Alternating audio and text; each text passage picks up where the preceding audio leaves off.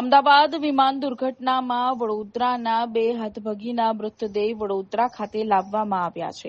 અમદાવાદથી લંડન જતું વિમાનમાં દંપતી વલ્લભભાઈ અધેડા અને વીણાબેન અધેડા વિમાનમાં મુસાફરી કરી રહ્યા હતા. પ્લેન ક્રેશ થતાં તેમણે જીવ ગુમાવ્યો હતો.